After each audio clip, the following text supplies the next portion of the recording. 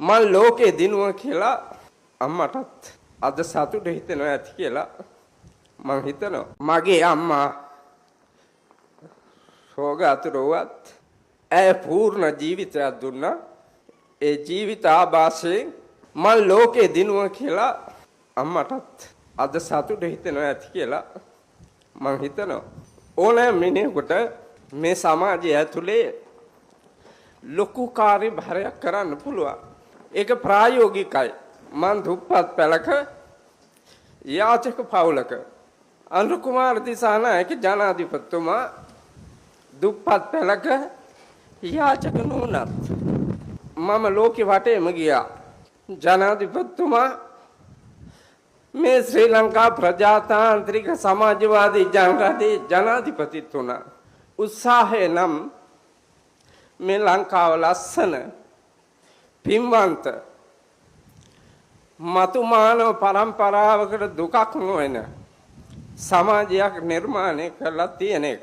සෞභාග්‍යයෙන් සපිරි නැනසින් සහ ගුණයෙන් වැඩුණු සත්පුරුෂයන් නිර්මාණය වුණොත් අතීත ශ්‍රී ලංකාවේ අනුරාධපුර රාජධානියේ සිට නිර්මාණය වුණු මේ ලංකා සංස්කෘතිය අපිට ආපහු ආලෝකමත් කරන්න පුළුවන්.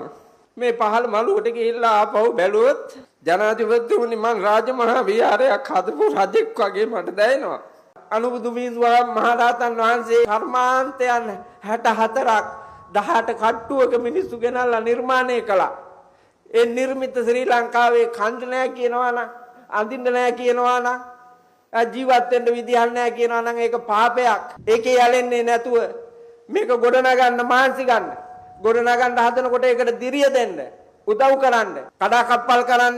කකුලෙන් අදින්න. විනාශ කරන්න හදන්නේ නැතුව. මෙව් වැටෙන්න වලක් නැතුව අන්තිම වලට වැටුණාට පස්සේ හරි ඔබතුමාගේ වටිනාකම දැකලා ඔබතුමා රජකම දීලා තියෙනවා.